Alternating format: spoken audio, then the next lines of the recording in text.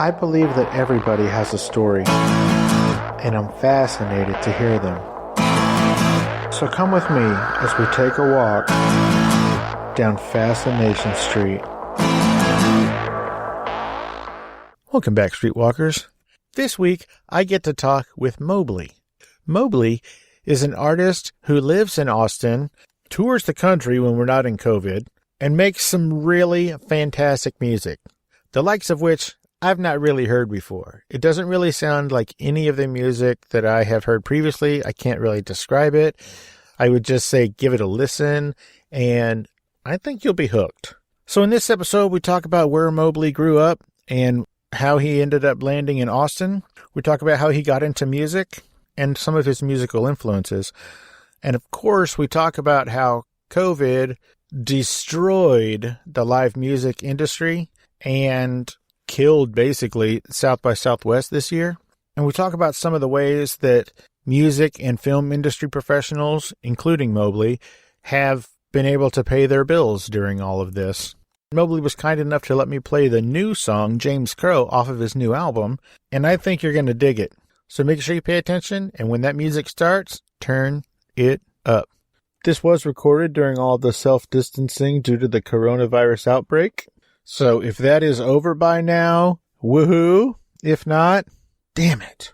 But either way, this is my conversation with Mobley. Yeah, talk to me.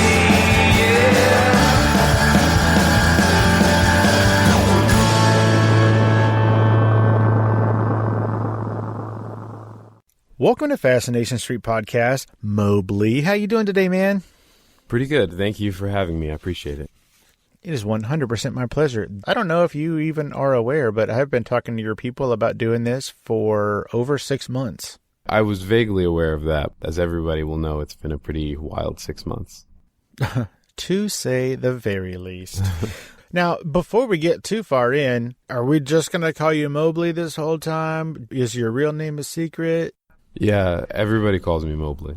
All right, done and done. So, Mobley, I am here in San Antonio, Texas. If I had to guess, I would say you are not far away in Austin, Texas. Am I right? That's right. I'm in North Austin. Oh, cool. My daughter actually lives in Austin. I guess it would be South Austin, right? Closer to San Antonio would be south? Yeah. All right, rock on. My daughter lives there. She's a teacher. Now. Cool. Thank you. Where were you born and raised, man? Where'd you grow up?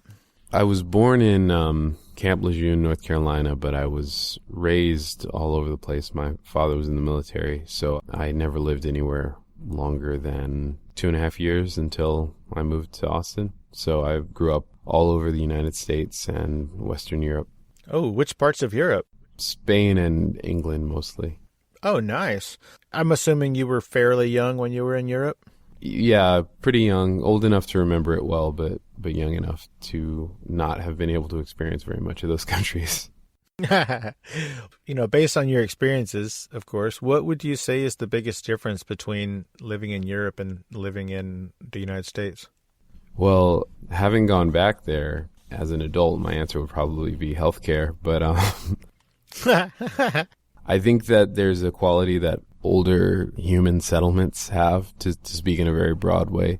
There are a couple cities in the United States that have this quality, but obviously lots of places in Western Europe have this quality. They were built, so many of them, and planned to the extent that they were planned before the automobile. And so there's a different way that people relate to the places they're in and consequently relate to each other. You have a lot of people out walking in the street. Public transit is more widely available and widely used. And I think that gives those spaces and places just a very human feel in contrast to the kind of sometimes alienating cityscapes of America where your interaction with other people is mostly just seeing them whiz by in a 2-ton metal box. I think that's a pretty good description. I've been to Paris and Rome, I guess, a few years ago. I've been to Toronto too, but that doesn't really apply here. But Paris and Rome, like you said, there's so many parts of that city that are really built on, group gatherings and getting to know your neighbor and knowing your community. So, yeah. I think that probably is something that we lack here in 95% of America. Yeah, big time. Now, when was it that you decided, or when did it decide for you, that music was going to be something that you got into? When did you get into music, man? It's one of those things where the question of when it happened and when I was aware of it are two pretty different things. I think it probably happened at a very, very young age. I don't remember this, but I'm told that this happened. When I was about 2, my parents were listening to some classical music, and I asked what one of the instruments was, and they told me that it was a violin, and I said I wanted to learn how to play it. And so we waited until I was big enough to actually do that. And when I was about 4, I started learning to play the violin. And I think probably ever since then, there was a latent desire to be involved in music, to use music as a means of expression. But it was not conscious at that time. I was pretty, I don't love the word, but it gets the job done. I was what you would call an overachiever when I was a kid. You think? You're playing violin at 4. You think you're an overachiever, buddy?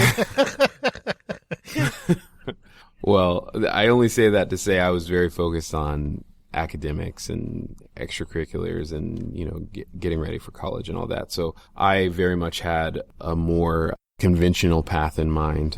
I thought that I was going to go to undergrad and then go to law school and then go into politics, actually. Really? Yeah. But I picked up guitar in high school, and I didn't even really know what writing music was, but I started kind of writing music in my own stumbling, fumbling, halting way then. And then after high school, I really got the bug, and I would say that basically since then I've been obsessed, possessed by kind of an indescribable drive to continue to make music. So I did that and have been very fortunate, you know, after much clawing and scratching and striving, to have gotten to a point where I can do it for a living full time.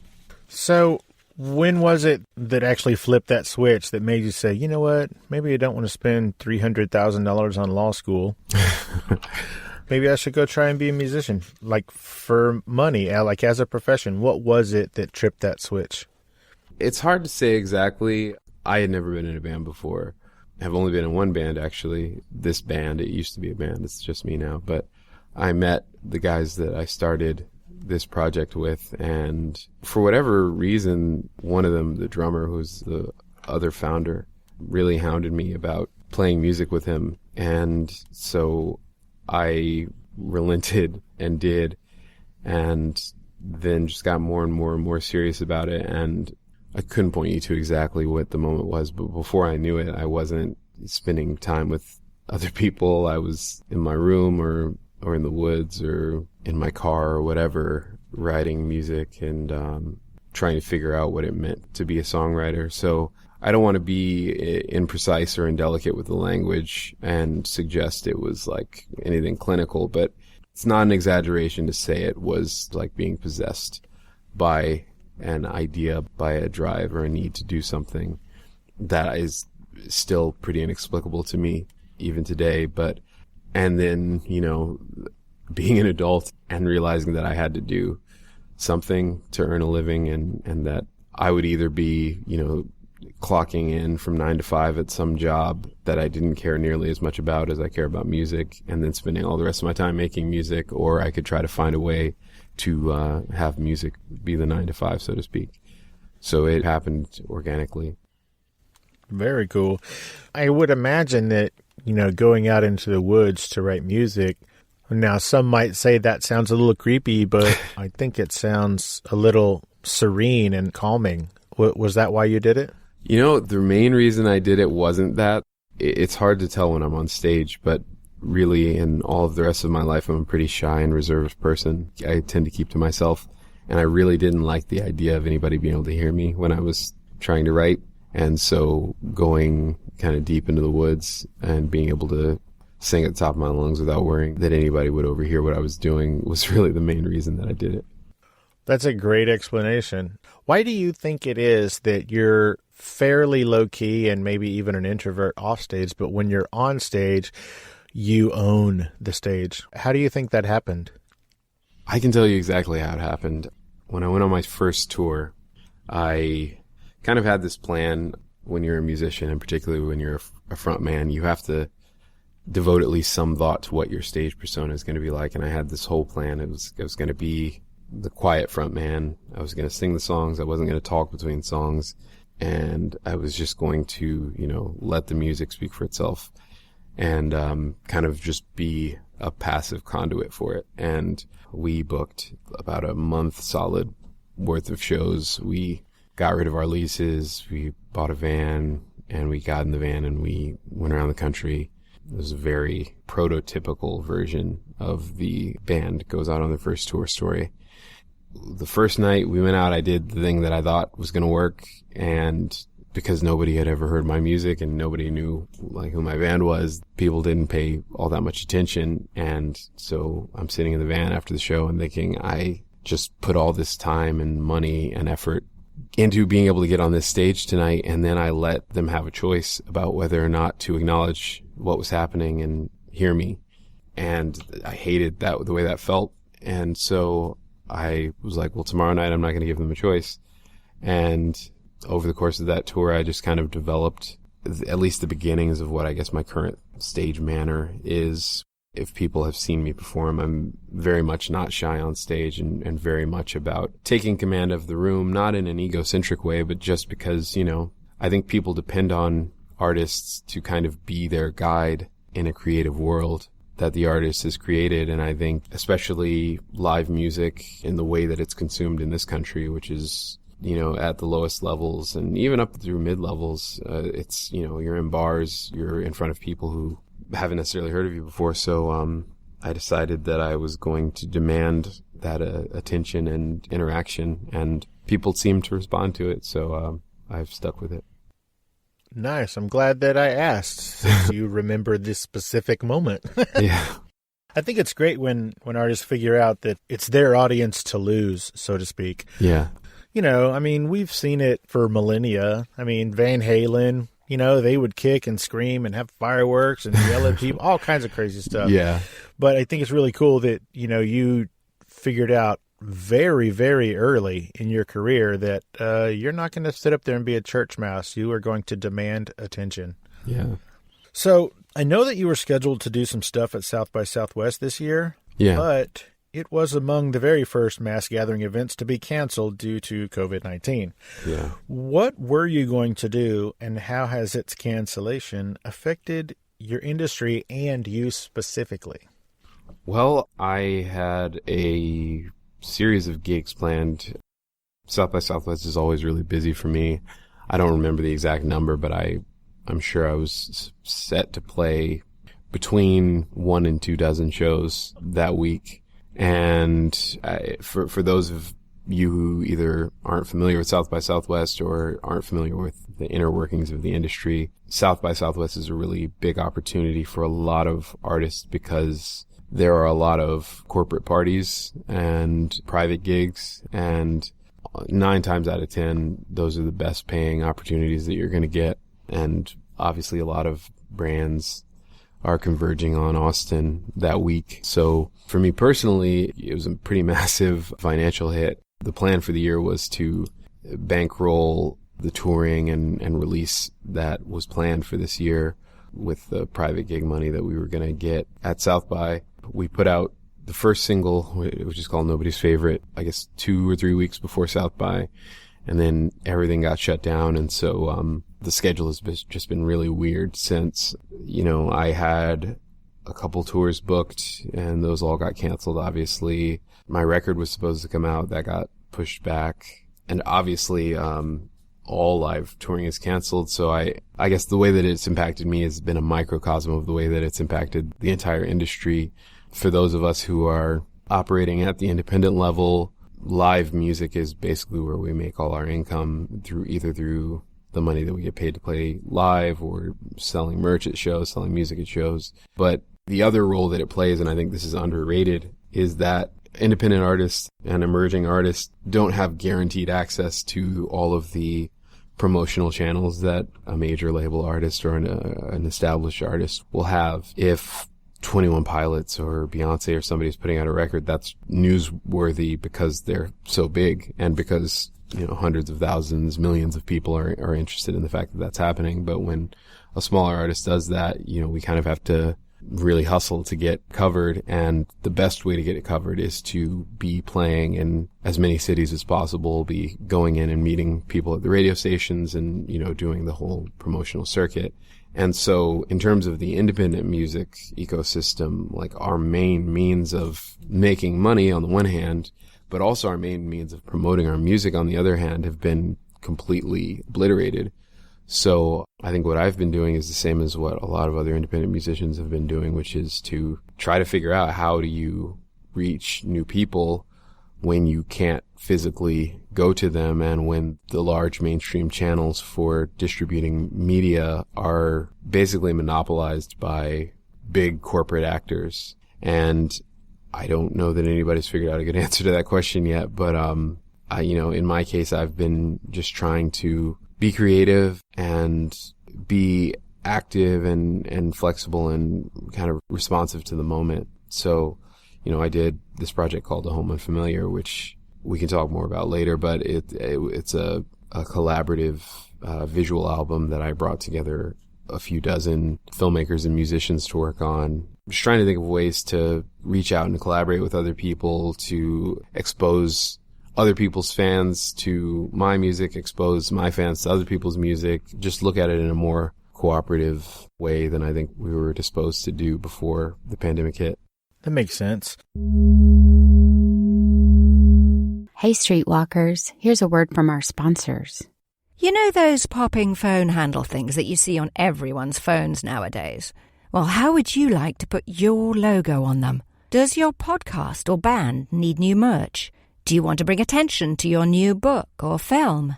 Maybe you need something unique for your Patreon or crowdfunding campaign.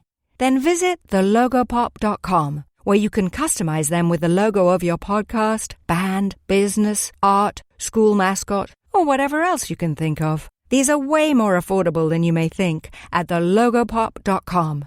Mention where you heard this ad and get free shipping on your entire order. Remember, that's thelogopop.com to order your custom popping phone handles. That's thelogopop.com. Let's get back into it. Now, you did mention that you are an independent artist, right? Yes. So that means that you're not signed to a record label, or you're just not signed to a big record label? It means I'm signed to an independent record label. Oh, well, that makes sense.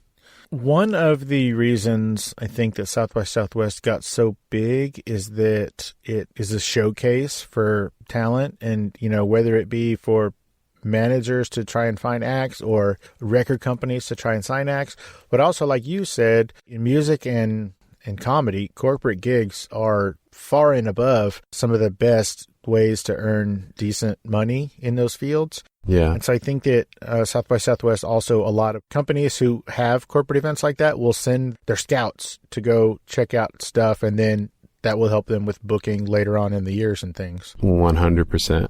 I have a lot of friends who are musicians who, up until a few months ago, all of their income came from live music and touring and, merch and things like that. Not on a personal level, because I'm not in those industries, and my income was not tied to those kinds of events. But I do understand what you're going through with all of that, and that really sucks. And you don't have to answer this question, but since you were banking on that income to sort of, fund the rest of your year and the tour and the album, how are you eating right now? Yeah, no, I'm happy to answer it. I think it's good for people to be open about this stuff. I think that the romanticized way that we have of wanting to distance people from the material realities under which they perform their labor is not good. I think talking about this stuff builds solidarity and builds collective power. So for me, I've been fortunate enough to land a few paying gigs doing live stream stuff. I did a live stream series hosted on my own channels for a couple months early on, and fans were really supportive in terms of tipping and all that. But the main thing, and it's scary to say given the current circumstances, but honestly, the main thing has been unemployment. that $600 a week that the federal disaster unemployment assistance provided was, I mean, that's the difference. And so now that that's run out, and as of yesterday, the Senate left Washington without passing an extension or any new relief package. It's a very scary time for a lot of us. I think this is an angle that doesn't really get talked about enough in terms of what it means explicitly. Like, we could play shows. You know, there have been, in my opinion, selfish and irresponsible people who have played shows during this time and made money playing shows. The reason we aren't playing shows is because we don't want people to die. We don't want people to get sick. We're talking to you, chain smokers. Right. I'm talking to you, chain smokers. Yeah, 100%. So, like, we are, to speak in really human terms, putting our hopes and dreams on pause in the interest of the safety of our neighbors. And the clock doesn't stop ticking just because we wish it would. And I just think it's really unconscionable that for all of the people in all the various industries that are doing that or that have been laid off, furloughed, in the interest of human safety, like that can't be said enough. We're not taking time off because we are lazy or whatever. And the money that is supporting us during this time is not a disincentive to work. In my view, it is society paying all of the people to stay at home and do the public service, the necessary public service of slowing down the pandemic to save lives. But it should go without saying that the people who are in charge of making these decisions have shown what can only be described as a monstrously callous disregard for the imperative to preserve health and life during this crisis. I can see why you wanted to go into politics. You're very well spoken and very knowledgeable about of which you speak. Well, thank you. Oh, real quick, you had mentioned that you have merch available at your shows, and I would imagine online.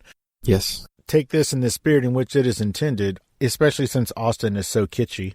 I have a previous guest at my show who actually has a company that, I mean, I guess it's a record company, but it's not a record label or whatever. Like, he puts your music on cassette tapes, and then you sell that at your show. What do you think about cassette tapes in 2020?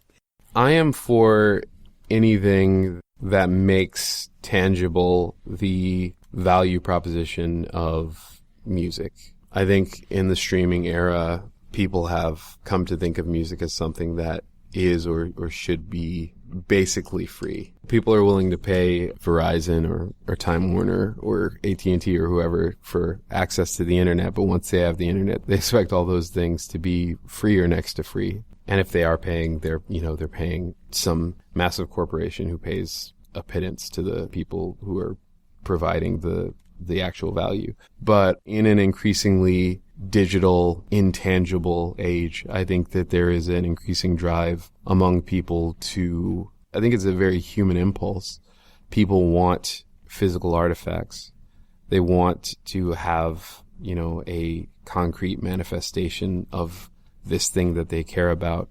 And so, I'm all for vinyl and cassettes and any other creative way that people can come up with to demonstrate clearly that, hey, this is actually a work of art. I'm all for that stuff. Perfect. You said the phrase concrete. A manifestation, is that what I said? Yes, there you go. Concrete manifestations. I think you should write a song called Concrete Manifestations where it's all about the evolution from vinyl to cassette to CD to MP3. Yeah. I've listened to some of your stuff. I know that you are a wordsmith enough to do it. I just don't know if that subject would interest you at all, but I think that would be an amazing song. I'll put it in my notebook. There you go. Oh, tell me about that hat. Which one? I hate when people do that. I was talking to this guy, this is probably 2 years ago, and he was in a band, and he wore I saw him in concert, and he wore a hat the entire time on stage. And after the show, I asked him about the hat, and he said that he had bought it at a gas station because he needed a hat. And then for like the next 6 months, every social media post I saw him in, he was wearing that hat.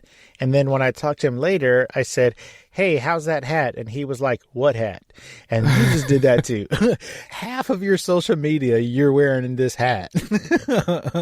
Okay, the reason I ask is because I sell these hats that people ask me about a lot, the Who hats that have Who on them. But then I have 2 other hats that I wear a whole lot of the time. I can answer about both of them. What do you want to know about the hats, though? Well, I didn't even know about the Who hat. I was really talking about the brimmed hat that looks like, Yeah, you know what I'm talking about. Tell me about that. That thing's awesome. It's beautiful. Thank you. So the hat that I've had for the longest time and that I wore in the most recent music video and stuff like that is just an off-the-rack Brixton hat that they don't make anymore. But I spent I don't know, if anybody who wears hats on a regular basis knows that unless you just have the great fortune of having a head or a face that can carry off any hat, searching for the right hat is really an undertaking. So I probably spent 2 years or something, 2.5 years trying to find a hat that I felt like suited me perfectly. And I found that hat and, it was like, well, this is exactly what I've been looking for. So yeah, that's a Brixton hat. And then more recently, and it's the hat I'm wearing on the cover of the Foster the People rework of Nobody's Favorite. I went to a hat shop in Austin and basically tried to get a kind of bigger, flatter brimmed version of that hat. And it kind of came out completely different from that, but it's a Stetson. So that's like my legit hat. Nice. Is that hat store, is it on 6th Street or near 6th Street? It's the one on South Congress. I don't know how you pronounce it, but it's Malfray. Yeah. Okay. So a few years ago, my daughter and my wife and I, we were going to, there was this pizza place called Backspace that only had 4 tables or something like that. And it was voted best pizza in Texas or something like that. This was 10 years ago, 8 years ago, something like that. Or maybe it was called Space Bar. Anyway, so we went to go, we live in San Antonio. We drove up just to go have that pizza. And, it's the kind of thing, there's only 4 tables. So if you're not there when the door's open, just go home. Yeah. And so we got there, and apparently we got there, I don't know, an hour or two before. It was 2 hours before the place opened. And so we were like, well, what are we going to do? So we just walked around, and then we found this hat store, and that's the one. And we spent probably an hour just trying on different hats, taking pictures, looking at the price tag, going, holy shit, put that down. But we just had so much fun at that hat store. And as a matter of fact, in our guest restroom downstairs, we have just different family photos and stuff in the bathroom. And 2 or 3 of those photos are, this is my wife and my daughter, in hats at that store. We had so much fun that we had to hang some of those pictures on the wall. So I love that store, and I'm glad that you were able to find your Stetson there. Yeah. So you have mentioned a couple of times right before the pandemic, you released Nobody's Favorite, which, by the way, is an amazing song. Thank you. Very well done on that. I don't know who helped you, if you had any help, but everybody who was involved with that project, including the music video, did a phenomenal job. So first off, well done. Thank you. You're welcome. And second of all, Foster the People, I would say a cover, but you keep using the word rework, so let's go with that. Foster the People reworked that song. How did they find it so fast, and how excited were you to find out that they wanted to rework that song? They found it through a mutual friend, and very excited. I had a conversation with them, and they were very cool, and they took it, and about 2 weeks later sent something back to me, and I thought it was great. We made a couple small tweaks and then put it out. It was pretty surreal experience all around, though. I never would have expected that to happen. Sometimes in this industry, cool things like that happen, and you have to try to enjoy them while you can. Well, it's good that you know that, to, enjoy the day on the day. Yeah. Because, like you said, those days don't happen all the time.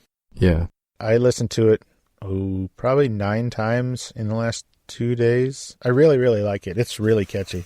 Thank you. And it is amazing. Thank you. I really appreciate it. You're most welcome.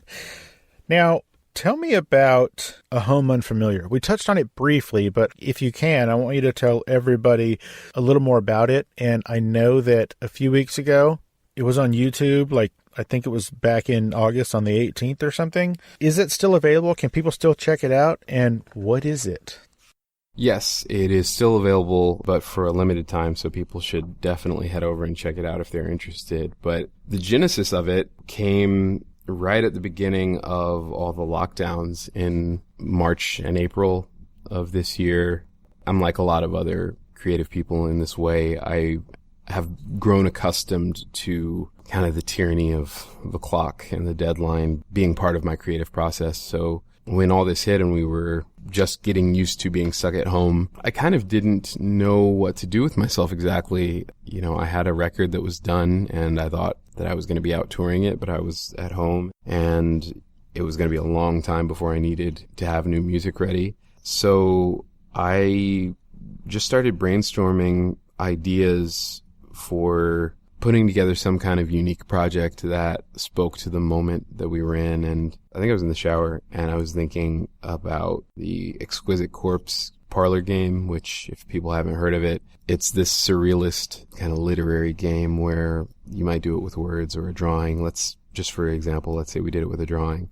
If there are 5 of us, we fold a piece of paper into fifths. And then if I'm starting, I'll do a drawing on my fifth of the paper and then fold almost all of my drawing under and leave just the edges of it exposed. And then somebody else will pick it up and they'll, pick up the edges of my line and draw their fifth and so on, and we'll pass it down. And then at the end you unfold it and you have this really strange, surreal drawing that coheres because everybody could see where their work connected to everybody else's, but has a strange quality because nobody else actually saw the totality of anybody else's work. And so it occurred to me that I'd never heard of that concept being applied to music or to filmmaking. And I'm obviously a musician, but I'm also a filmmaker.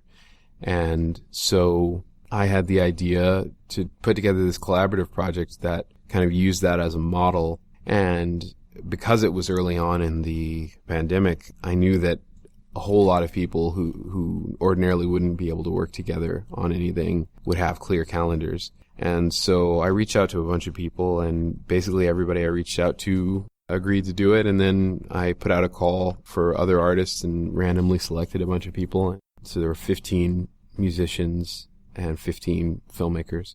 I assigned everybody 2 days of the month. So for the first 2 days, I wrote a 2-minute piece of music and then just chopped off the last 10 seconds of that and sent that to the next musician, and they picked that up and ran with it and created their own piece of music. And we did that so on and so on down the line. And then simultaneously, I sent my whole piece of music to a filmmaker, and they made a piece to go with it.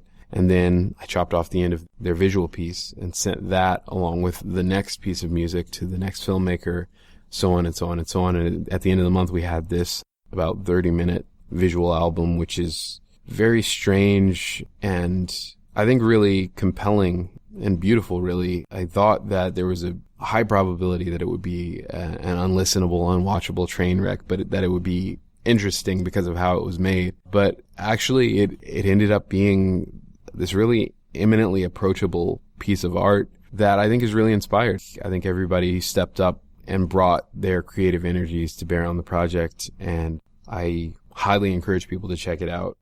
The other point of doing the project was to find a way. There was a lot of discussion early in the pandemic about essential workers, and obviously musicians aren't considered essential in that way, but we wanted to find a way to apply the abilities and the talents that we do have to the project of helping our communities deal with this crisis. And so we used the project to raise a bunch of money, a little over $20,000 so far, for the Central Texas Food Bank and a new charity called DAWA, which provides direct aid to people of color in the service industries and healthcare and the arts. I'm very proud of the work that we all did on that, and for a limited time, because I wanted it to be this ephemeral project in the way that hopefully all of this will feel ephemeral after it's over. For a limited time, it's available at YouTube and at the Alamo Drafthouse On Demand website. Oh, cool. Out of curiosity, I know that, a little while ago we were talking about how impacted financially music and film industry and workers have been. Why did you decide to donate that money to those charities instead of split it up between all of you guys who worked on it who probably could use the money?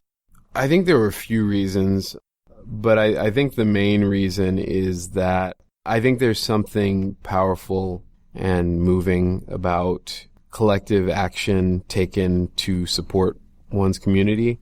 The financial situations of the people involved range greatly. There are world-famous artists who've toured the world on the project, and then there are up-and-coming artists who, don't get nearly as much coverage as they deserve on the project.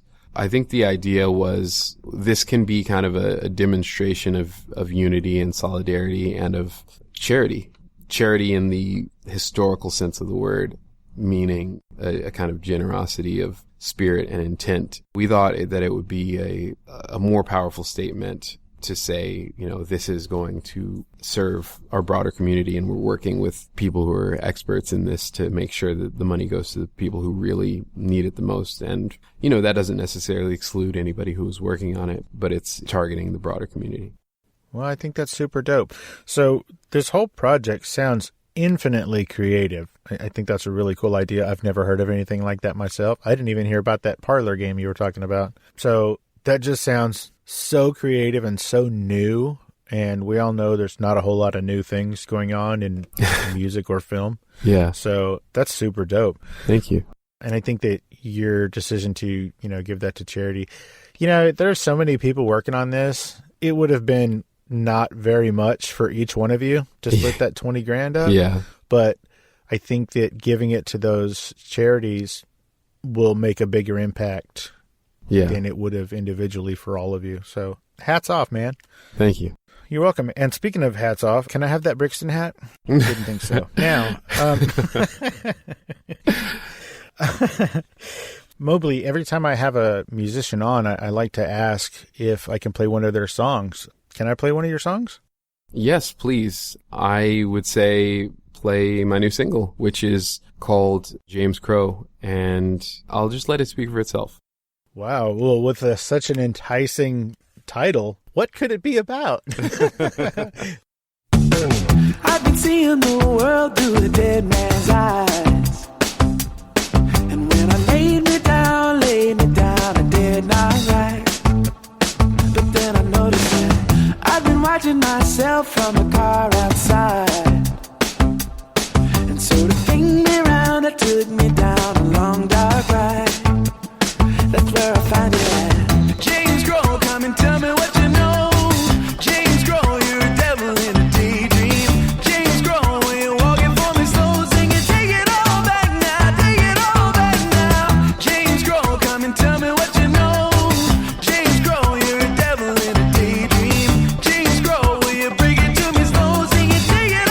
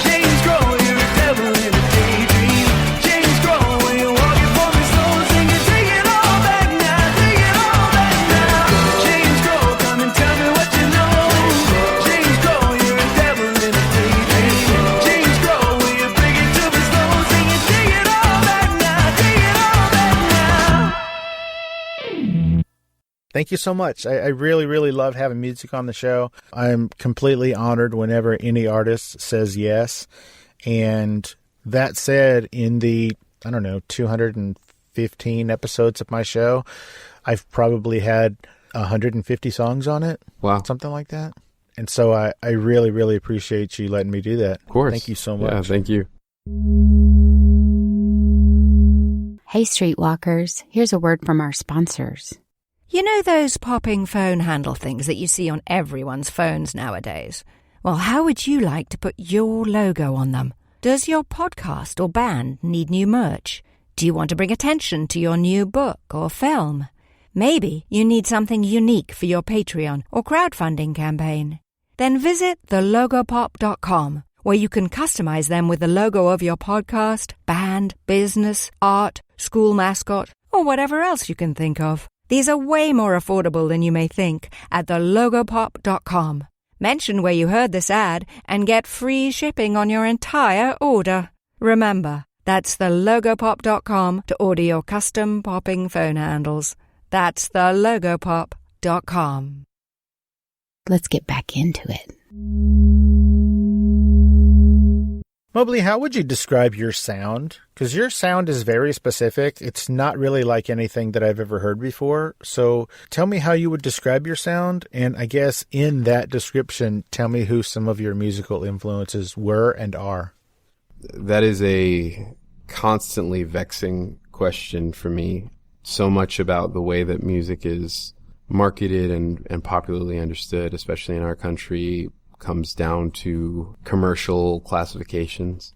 And I think owing to my kind of itinerant upbringing and, coming of age in a generation where all kinds of music were readily available at my fingertips, I make a lot of different kinds of music. But I think broadly, like the marketing term that gets used to describe my music is alternative. But the only through lines, I think, that the kind of organizing principle that unites my entire body of work, I think, is that I have a preoccupation with trying to craft sturdy, memorable melodies and unique, interesting rhythms.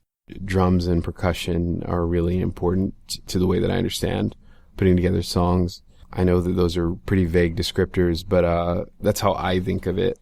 But in terms of the music that I'm putting out right now and that I'm making right now, Young and Dying in the Occident Supreme, which is my new record, it's really a guitar record. I wrote most of it when I was on vacation in Thailand. I went there expecting to not really do any work on music because I really needed a break. But then when I was in Bangkok early in the trip, I saw this knockoff Telecaster in the window of a music shop, and it was like $50 or something like that. And I'd never played a Telecaster before, so I picked it up and took it with me to this remote island where I was staying, and then the songs just kind of came pouring out of it. So I'd say the sound of the record that I'm promoting right now and releasing right now is really heavily influenced by the music of the 1960s and early 1970s, as well as some other music. But, there are a couple pretty psychedelic tracks on the record. James Crow, which is the song we just heard, is really influenced by, 60s rock bands in terms of the instrumentation and the sound. And then from a melodic standpoint and from a subject matter standpoint, that song took some influence from Motown as well. The first track on the record is just a straight up homage to Morricone and his spaghetti western soundtracks. And then one of the tracks is basically my attempt at doing like a 90s action movie post-credits song or end credits song, if that makes sense. I don't know. It's hard to describe. Yeah. So yeah, I mean, my influences are really all over the place. I've written country music. I've written folk music.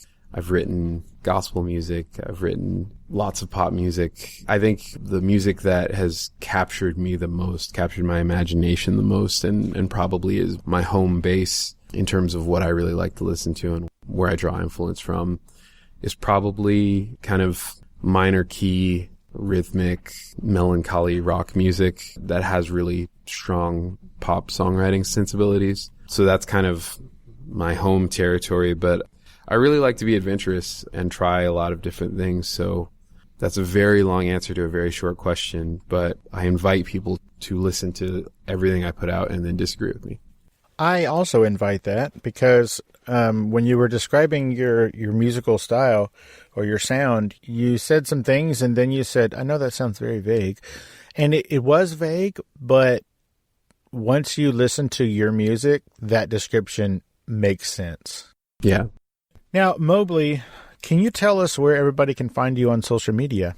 Yes, you can find me at Mobleyho, MOBLEYWHO, on all the social media, and you can find all of those links at my website, which is mobleyho.com. Why who? Because Mobley was taken. Are you kidding me? No. Mobley was taken, and since it was going to have to be something else, I wanted it to be something provocative, something that begged a question. You know, even more so than now when I was picking the handle, I knew people didn't know who I was. So Mobley, who felt like a playful, provocative handle. And to kind of bring it full circle, I ended up making a bunch of merch that has who written on it and actually doesn't have my name anywhere on it. And it's been the most popular stuff that I make. And people say whenever they wear it, people always ask, like, what does that mean? Who is who? And so it's a conversation starter, which is what I hoped it would be. Well, it definitely is. Good job. And Mobley, before I let you go, is there anything that I didn't ask you or we didn't talk about that you wanted to talk about today? No, you were really thorough. You gave me the third degree. Thank you. I appreciate that, I think. Oh, man. Mobley, thank you so much for taking the time out of your busy schedule and these tough pandemic times to hang out and let us get to know you a little bit better on Fascination Street, man. I really appreciate it. Thank you for having me. I appreciate the opportunity. One more time, tell everybody where the website is. Mobleyho.com, MOBLEYWHO.com. Folks, check out that website because eventually musicians are going to be able to music again. So, log into that website and make sure you're following him to find out when he's going to go back on tour because I promise you, you're going to want to see this man live. Mobley, thank you again, man. You have a great rest of your week. Thank you. You too. As always, thanks for listening, Streetwalkers. And don't forget, follow the show on Twitter at FascinationSTPD, on Instagram at Fascination Street Pod. Follow the podcast page on Facebook at Fascination Street Podcast. And of course, you can always email me at fascinationstreetpod@gmail.com. And if you haven't already, don't forget to hit the like and subscribe button and rate us on iTunes. Opening music is the song Magnolia from the 2014 album Intransigence, used with permission from Douglas Miles Clark. Closing music is Apollo from the 2001 album Into the Known by the band Sapphire. Thanks for hanging out with us and getting to know a little bit about our guest. We'll see you next time on Fascination Street.